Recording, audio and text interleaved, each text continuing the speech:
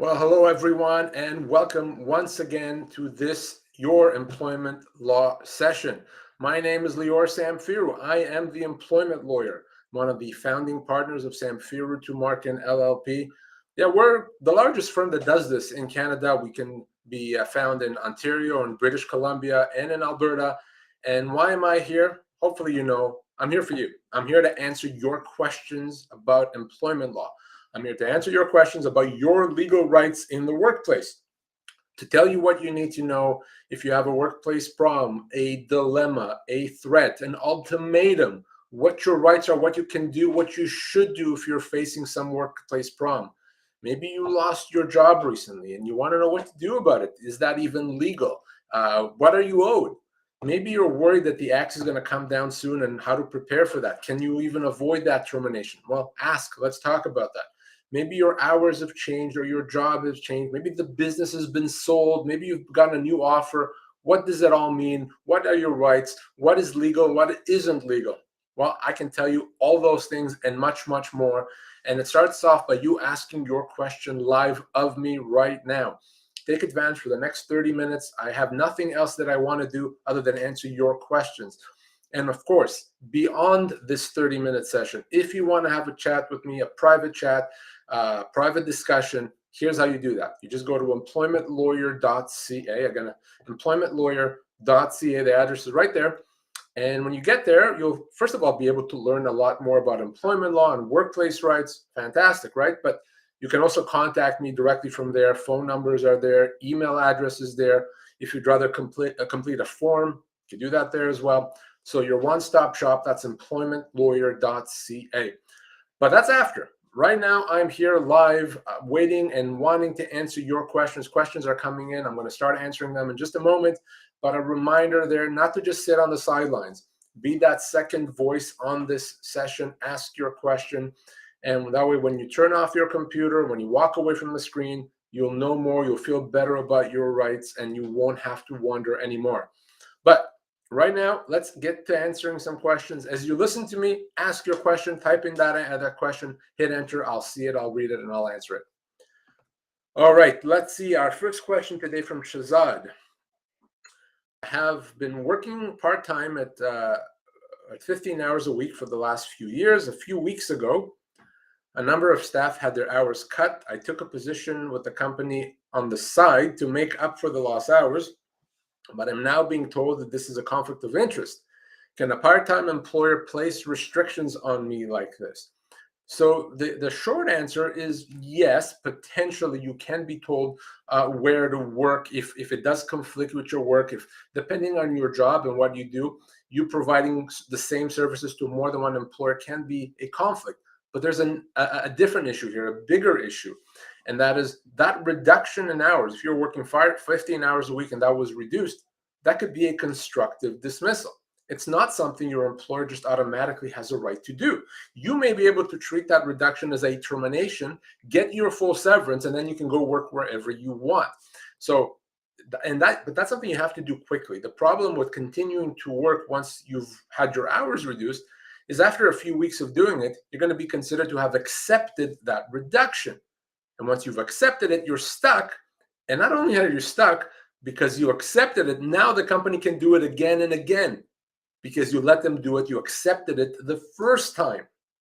So Shazad, unless this happened a while ago, we may want to discuss right now this issue of constructive dismissal, maybe get you that severance so you can move on. If you want to connect with me and my team to have that discussion, very easy to do. You reach out to me through employmentlawyer.ca. Again, employmentlawyer.ca. We can connect and have that discussion. And I wouldn't wait on that, Shazad, not at all. Okay, we have to do this quickly. Sindal, yes, you just asked a question right now in the chat. I'll see it, I'll read it, and I'll answer it. See how easy it is, by the way? Shazad had a question. He asked it. I answered it. Now he knows. He knows what to do. He knows what the law does for him. You could do the exact same thing. Okay, if you have a question, don't hold it in. Don't try to research this on Google and then get the wrong answer. I promise you, you will.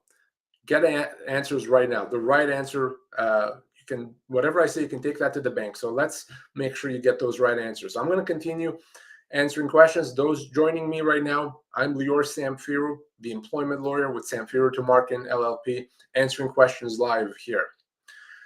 All right, the next question from YouTube, it comes from Cass. I have requested a week off for family care to help my husband recover from surgery. My employer is requesting all medical documentation to grant my leave. Are they allowed to ask for this? The answer is yes. They are allowed to get some confirmation that your husband is in fact in need of care. That should be easy. Just get a doctor's note from his doctor. You don't need to provide what the details are, whether your husband is suffering from a bad back or some other medical issue. That doesn't matter. Just that there's a medical issue that he requires care. That's it. If your employer refuses to provide that, that could be a breach of the Employment Standards Act. That could be a human rights violation. An employer has to accommodate based on family status, so that could be illegal as well. It's a big deal. So yes, provide some information, but you have, and your husband also has the right to privacy. What I mean by that is your employer can't say, I want to know what the condition is. I want to know what medication he's taking. I want to know what treatment he's getting. No, that is offside. Okay, an employer can, by the way, even if you're asking for a medical leave, say you're asked for a medical leave, you need to be off work for medical reasons, your employer cannot demand to know what the medical condition is. Doctor says for medical reasons you cannot work, that's it. What the specific medical reason is, offside, none of your employer's business. Hopefully that makes sense. Any questions, follow-ups, easy, ask right now. And of course, to connect with me and my team, you see that on the screen right now, employmentlawyer.ca. Again, employmentlawyer.ca. So easy to do it. Take advantage of me being here. You got plenty of time. Last week, it happened. I tell you it happens. I was saying goodbye. I was turning off my camera. 2 questions came in. I didn't get to answer them. Don't let that happen. Right now, you have time. Again, I'm Lior Samfiru, the employment lawyer, answering your questions. All right, next question comes to me from JT. What can you do if your employer's verbal offer and the employment contracts are entirely different hours, rate of pay, etc.? Well, at the end of the day, it's the written document that you signed that matters. So if your employer promised you something verbally and they give you something different in writing, well, tell them. Say, hey, employer, we agreed to 1, 2, and 3. Can we make those changes? At the end of the day, if you sign the written agreement, that's what's going to govern. So you can't sign the written employment agreement and then say, well, verbally, he promised me something else. That doesn't exist. So remember the rule. If it's not in writing, it doesn't exist. So if you need changes made, talk to your employer. If your employer refuses to make those changes, you have to decide, are you going to accept or are you not going to accept? But verbal promises are not good because you can never prove them. Your employer is going to deny it. And then how do you prove it? That employment agreement is such an important document. And by the way, good advice for everyone here. If you're accepting a new job, or maybe you're just being presented with a new employment agreement to sign, don't sign it. Not until we speak. Let me help you understand what it means, what it does, what you're agreeing to, what you're not agreeing to. Very important. If you don't care about it now, you'll care about it later when it may be too late. Okay, to connect with me, easy to do, employmentlawyer.ca. Questions today, guys. Love those questions. I guess you all see how easy it is. Ask your question right now. Still plenty of time. More questions came in. I'm going to continue answering them. But for those just joining me, my name is Lior Samfiru. I'm the employment lawyer with Samfiru Tumarkin LLP. And I'm here on YouTube, on Facebook, on LinkedIn, etc., answering your questions live about employment law. So ask them. All right. Lily AB has a question. Would you consider terminating an employee before they go on sick leave before a surgery a constructive termination? If yes, how can one fight this? Well, it wouldn't be a constructive termination, right? It would be a termination.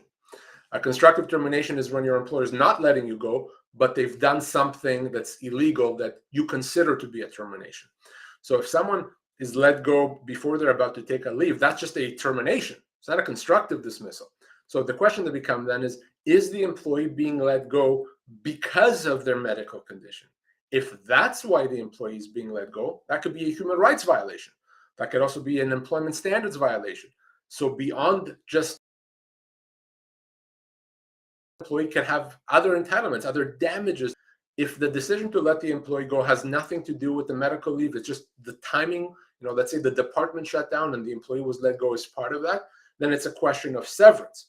It can still be a wrongful dismissal because most people, when they're let go, the severance that they're offered is a lot less than what they're actually owed. And when you're let go and you're not offered your proper severance, you've been wrongfully dismissed. So Lily, whether it's you, your friends or colleagues that are in this situation, if they're being let go, regardless of the reason, they have to call me. Okay? Whether it's because of the medical condition or for any other reason, they have to call me. Chances are it is a wrongful dismissal. Chances are they're owed more compensation than what they've been offered. And again, if it's a medical issue at play here, it could be a human rights violation as well. Hopefully that makes sense, Lily. Let me know if it doesn't. Can ask a follow-up question as well if you want. All right, great questions. Love those questions, guys. Please answer. Oh, sorry, I'll answer. Please ask, okay? And let me have that opportunity to answer the questions for you. Next question today comes from Sindel. Sorry if I mispronounced this. I was laid off. Sorry, here we go. I was laid off while on medical leave. Leading up to and contributing to my medical leave was discrimination towards a disability and also a family status as a mother to a special needs child. I met with them 15 weeks into my medical leave to discuss possible accommodation. When I'm ready to return to work, the next day they emailed me a termination due to your commitments and reduced availability. Oh, I should really. I don't know if I can read all this. It's a lot here. They said that they paid me more than I'm entitled to. Okay. They also canceled my benefits. So here's the thing. There's a lot here to unpack. If you're let go because of a disability or because of your family status, that's a human rights violation. That's illegal. All right. If you didn't have a good reason, you just decided not to show up to work, well, that's different, but it certainly doesn't sound that way. Now, I don't know how long you've worked there, but you're very likely owed many months of severance. And if it's a human rights violation, if you were let go because of a disability, well, then you're owed additional damages. So what you're describing here, Sindal, is completely and totally illegal. But the question is, what do we do about that? And the answer is very simple. You call me or you email me. You do that as soon as possible. Okay, you're not going to be able to just resolve this by talking to the company. We need to deal with this properly. Get it resolved very quickly and on very good terms, but we need to do this properly. So Sindal, you need to connect with me and my team. Very, very easy to do that. Just go to employmentlawyer.ca. Again, employmentlawyer.ca.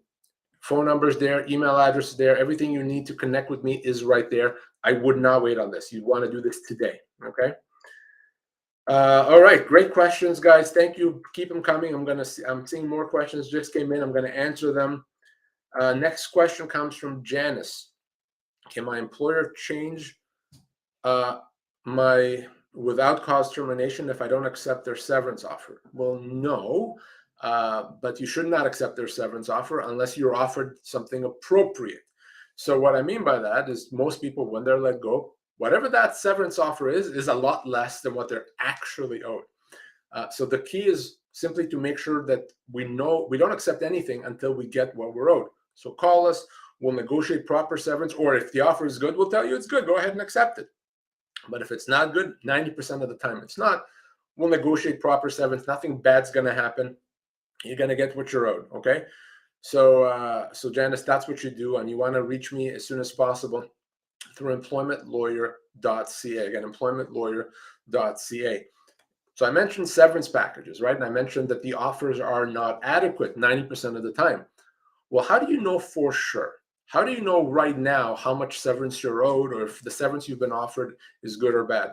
Well, it's very, very easy. Grab your smartphone, grab your tablet, and go to pocketemploymentlawyer.ca. You see that address right now? It's pocketemploymentlawyer.ca. When you go there, you'll see our severance calculator. Easy. Click on it. It will ask you 3 questions about your age, your position, the length of your employment, and then you're done. It's going to tell you how many months of severance you are owed. Maybe it's going to be 7 months for you. Maybe it's going to be 24 months or somewhere in between. Doesn't matter. It works. It's free to use. It's completely anonymous. And it's the easiest way to get an assessment of what you're owed quickly. Now, maybe you're just curious. Hey, what would severance be for me? Would I get 6 months, 12 months? What is it?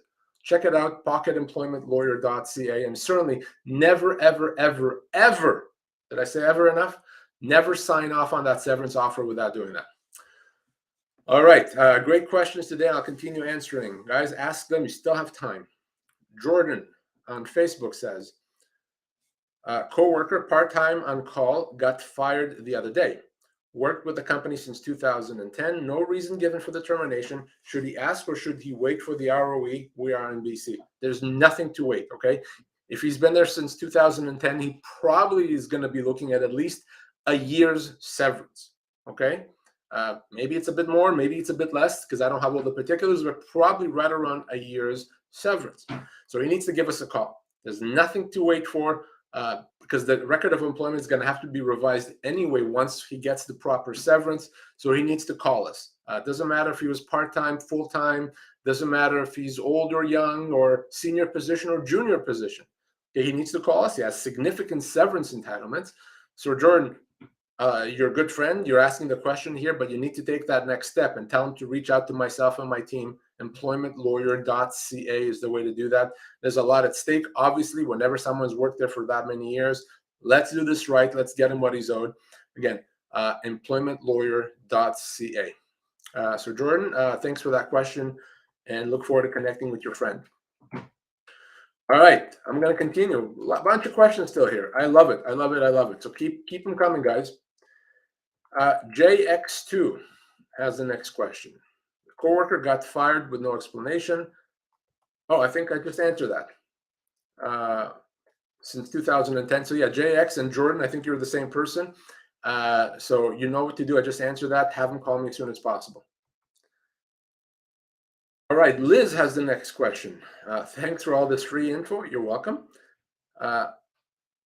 I contacted a local employment lawyer and have confidence it'll be interesting to many people. Okay. Hopefully you contacted us. If you want a top employment firm in the country, that's us, Liz. By all means, you can reach me and my team through employmentlawyer.ca. Roland has the next question. Can my employer terminate employment for threatening to file a claim with the Ministry of Labor for unpaid wages or not providing certain benefits in the contract? No. Your employer cannot let you go legally in that situation. That would be what we call a reprisal. Okay, so if you're let go because you're telling your employer, hey, you owe me certain amounts, so I'm going to go to the Ministry of Labor, you cannot be let go because of that. Absolutely not. That would be a completely illegal thing. If you are let go, I want to be clear on one thing here, though, Roland. If you're let go, you cannot go to the Ministry of Labor. You can go to the Ministry of Labor if there's money owing to you, vacation pay, overtime pay, etc. Absolutely, you can and you should go to the Ministry of Labor. If you lose your job, cannot. Ministry of Labor cannot help you get your full termination entitlements. For that, you have to speak with an employment lawyer. If you don't like me, that's okay. Speak to another employment lawyer. But you have to do that. By going to the Ministry of Labor, you're going to be prevented and prohibited from enforcing and getting your full entitlements. So no, you cannot legally be let go for the reasons that you've said. But if you are let go, if your employer does that illegal thing, you call me, you email me right away. You can do that through employmentlawyer.ca. Again, employmentlawyer.ca. Okay, great questions, guys. By the way, for those just joining right now, welcome. What took you so long? I'm Lior Samfiru, the employment lawyer, here with you, for you, answering questions. Still got 10 minutes or so, so don't be bashful. Ask the question. Give me the opportunity to help, and I'm going to continue answering questions right now. Okay, let's see. Helen 2006 on YouTube. Over 50 years of the 50-year-old woman terminated after reporting discrimination, bullying, and harassment to an ethics officer. Do I have a strong case on human rights violation? I mean, again, if you were let go because of reporting discrimination, yeah, that could absolutely be a human rights violation. But it can also be an employment standards violation. It can also be a violation of the Occupational Health and Safety Act. So and it could easily be a wrongful dismissal. So there's a lot of things there. But here's what you could do that would be a big mistake. Because if there's all these moving parts, if you try to deal with it on your own, big mistake. You're not going to be able to. All right. You need someone that knows exactly what to do, where to go, and how to approach it. So, Helen, connect with me and my team through employmentlawyer.ca. Again, employmentlawyer.ca. All right, great questions. Let's see. Next question is from AK9. My employer is asking me to resign upon returning from maternity leave. Illegal. I worked in a remote position prior to my leave. They outsourced my job to an agency and say they don't have a similar position for me. If I don't take an in-office job now, they will consider this a voluntary resignation. What can I do? There's a lot of things that are wrong here. Number one, they're required to give you your job back right off the bat. They can't decide, that they want to have someone else do the job. Okay, they need to give you your job back, same rate, same pay. So right off the bat, what they're doing is illegal, potentially human rights violation, employment standards violation, etc. If they give you a different job that's in office and you used to work remotely, your failure to accept is not a resignation. It's a constructive dismissal. It's still a termination. Either way, you're entitled to severance. So no, your employer can't decide that you've resigned because you're not accepting the illegal thing that they're doing. All right. So that's not a resignation. This is a very important thing to remember.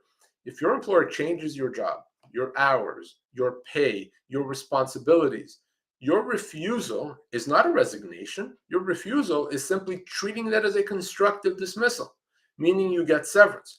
But as a word of advice, if you're going to resign because of a constructive dismissal, before you do that, you call me.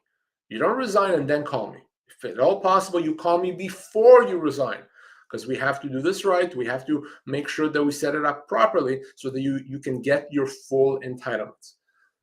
So AK9, hopefully that makes sense. Happy to chat with you. If you want to connect with me in the office, do so through employmentlawyer.ca. Again, employmentlawyer.ca.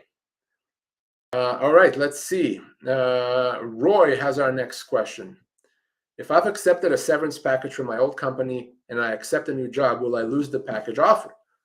Well, depends what your package says, right? I haven't seen the package. So if your severance package that you accepted says that if you find another job, the package gets reduced, then that's what happens. If it doesn't say that, then that doesn't happen. So that's why it's so important. You don't accept severance before we've properly consulted. That's another reason, because the company often is going to try to make your package conditional on you working or not working. We can negotiate that out of there so that the payment is guaranteed. Okay. So Roy, if you've already signed on a package and it says that if you find a job, you're only going to get half of what's outstanding, okay, then that's what's going to happen. But if you don't find another job, if it doesn't say that, then sorry, it doesn't happen. Best advice, always and forever, do not sign off on that severance offer without speaking to us first, ever. Okay, it doesn't matter if you think the offer is fantastic. Doesn't matter if you think the offer is confusing or clear. You always have us review it first.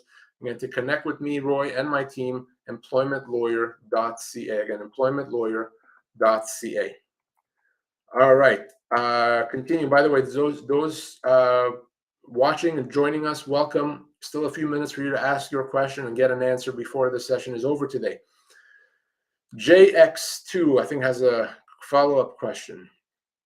If employees start forming a union and the employer begins to fire those employees, what protections or recourse do the employees have? Well, in that situation, again, that would be what we call an unfair labor practice. It's illegal. You'd have to go to the union then, and the union can get the employees reinstated with back pay. There could be other penalties that the employer has to pay. But if you're let go because of your support for a union, the first course of action is go to the union. If the union won't help you in that situation, then I can help you as well. But first place you go to is to the union if you're let go because of your support of the union. So JX, hopefully that makes sense. And I think you just posted a follow-up. I know sometimes people agree to do a shift sometimes and show up for it. And when they get there, they find out the company has moved them to a different position than what they agreed to take. Well, that could absolutely be illegal. They still have to get paid for a minimum of 3 hours. So best advice is, if that happens, Ministry of Labor for that. They can make sure that the employer does things legally in that respect. So to be clear, the only time you don't go to the Ministry of Labor, the only time you don't, is if you lose your job. And I'll give you a scenario here. You don't believe me? Try it at home.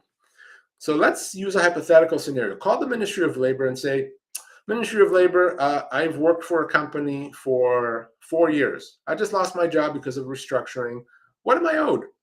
You will be told 4 weeks. Okay, severance for you, etc., is 4 weeks pay. And you think, okay, well, 4 years, a week per year, that's 4 weeks, that's fine. Except it's not. You could easily be owed 6 months pay, 8 months pay, even 12 months pay in that scenario. Why that discrepancy? Why that difference? The difference is because the Ministry of Labor, the government, can only advise you with respect to your minimum entitlements. So your minimum entitlements may be actually 4 weeks only, but your full entitlements, sometimes we call those your common law entitlements, can be 10 times that, okay? And the law is clear that every employee has those additional entitlements. The Ministry of Labor just says, you know what, we don't care, we want to look the other way. Okay, that's fine. That's why we have a legal system, a legal process. That's why there's employment lawyers, easy to resolve. So do the right thing if you lose your job. Don't call the Ministry of Labor. Can never do that. Give me a call, or again, you don't like me? Fine. Another lawyer is okay. Just don't go to the Ministry of Labor. All right, maybe the last question for today. Let's see how this goes. Christina, I've been with my current employer for over 21 years. I'm 54 years old and considering quitting or retiring as my workplace has become a toxic environment. However, I do not have a company pension plan. I'm not on their benefits plan. Let's see. I'm not on their benefits plan. I have no signed employment contract. What are my options? Well, here's the thing. If you just quit and resign, you get nothing. And you can do that, but if there's no payment, you get nothing. On the other hand, if you can prove the toxic work environment, if you can prove that you're resigning because you just can't take this anymore, they're treating you badly, then you could be owed in fact, after 21 years, you could be owed anywhere from 18 to 24 months of severance, months of pay. So the key here, Christina, is how do we prove this toxic work environment? Do we have emails to show it? Do we have recordings? Do we have someone that can corroborate that? If we don't, if it's your word against theirs, consider creating that record, having something in writing, a diary or a journal where you write what happened. Send people an email confirming what just happened. Maybe file a complaint with HR so that there's a record of it. Okay.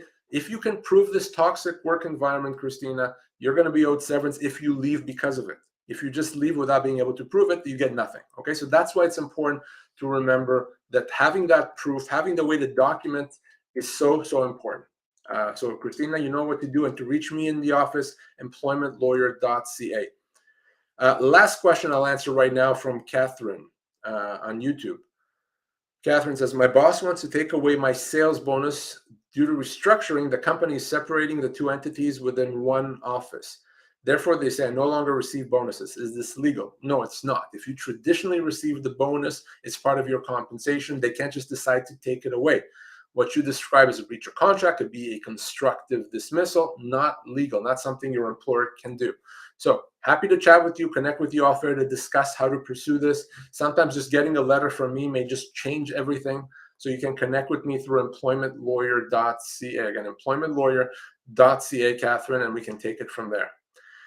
All right, lots of questions today, guys. That was fantastic. That's the time that I have for today. I'll be back, of course, next week, and my colleagues will also be back another day. So we've got you covered. But the best advice I'll give you is if you have an employment law issue, don't wait until the next time someone is online. Call us at the office or email us. Let us get to work for you. You can do that through employmentlawyer.ca. Again, I'm Lior Samfiru, the employment lawyer. Thank you for being here with me. Pleasure answering all these questions. We'll talk to you again all very soon. Thanks. Bye-bye.